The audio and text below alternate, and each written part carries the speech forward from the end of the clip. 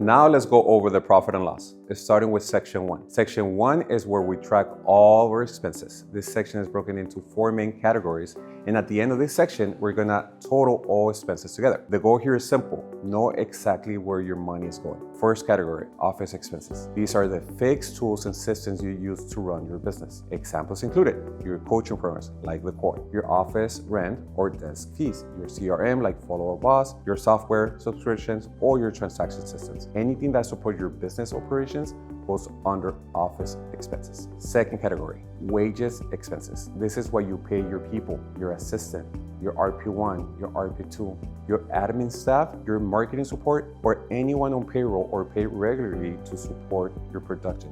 If you pay them, it goes here. Third category, miscellaneous expenses. These are business-related expenses that don't fall into the first 2 groups. Examples included: break meetings, postages, client gifts, small marketing items, event costs, printing, and some supplies. These are variable business expenses that still need to be tracked. Fourth category, personal business expenses. These are personal items that are used for your business activity. Examples included: your cell phone, gas, your vehicle mileage, any related costs that you use in your business that is gonna be in this item. It supports your work activity, it belongs here. At the end of the section 1 and all 4 categories together to get your total expenses. This number is critical because without knowing your expenses, you cannot know your true profit. Now let's move to section 2 of your profit and loss, and this section is all about income. Section 2 tracks any money coming in outside your direct personal closings. This is additional revenue that still counts toward your total business income. At the end of this section, you will total all these numbers to calculate your total income. First, outside revenue. This is any income you receive that is connected to your business, but it's not from your own direct buyer or seller closings. Any outside related business income gets recorded right here. Next, referral fees earned.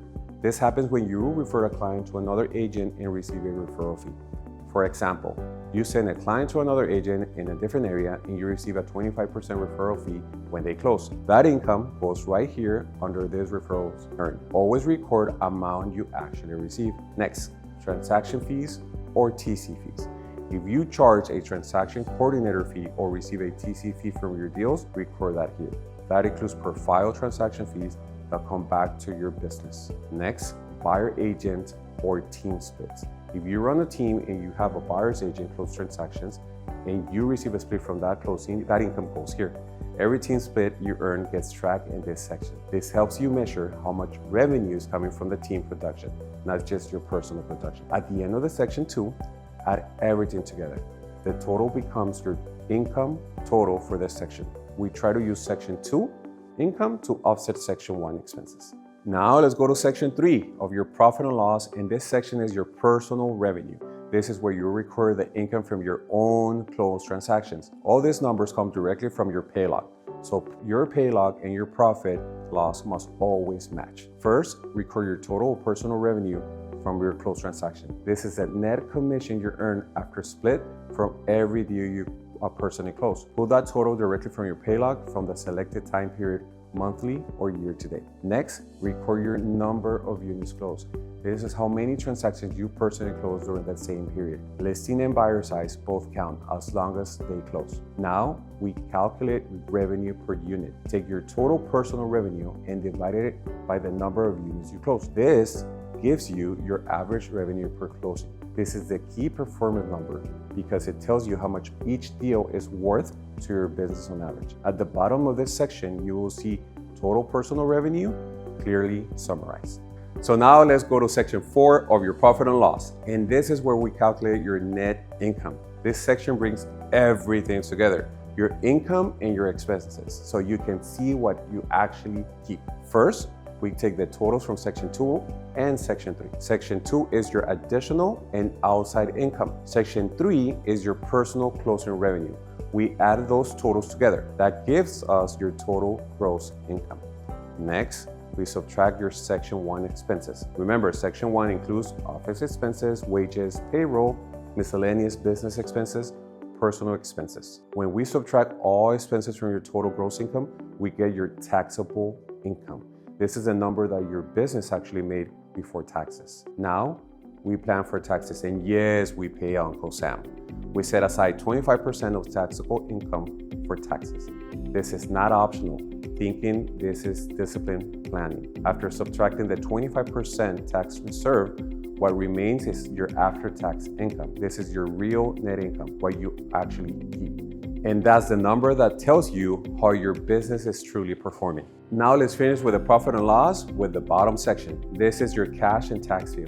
This section shows where you stand right now with cash, salary, taxes, and projections. Think of this as your financial dashboard for the month. First, you'll see your taxable income for the month. This number comes from your early calculation total income minus expenses. This amount your business earned before setting aside taxes. Next, you will see your company float balance. This is the cash your business currently has available, your operation cushion. This number matters because it tells you how stable your business is month to month.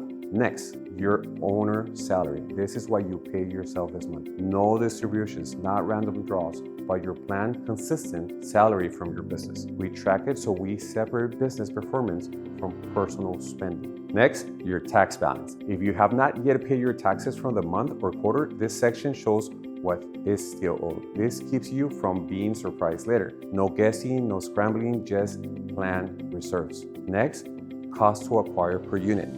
This is calculated using your Section 1 expenses adjusted by your salary compared against your number of closed units. In simple terms, it tells you how much it costs your business to produce one closing. This is now one of the most powerful, efficient metrics you can track. Next, personal expenses run through the company. These are personal items through the business that must still be tracked clearly. Transparency here keeps your numbers accurate and clean. Next, you will see your projected year-end gross taxable paid to owner.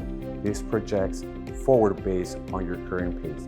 It shows where you are headed if you keep performing at the same level. Right below, you will see your gross taxable paid owner year to date. This is your actual number so far this year. Projection versus reality side by side. And remember, if you want to run a real business, you track your profit and loss.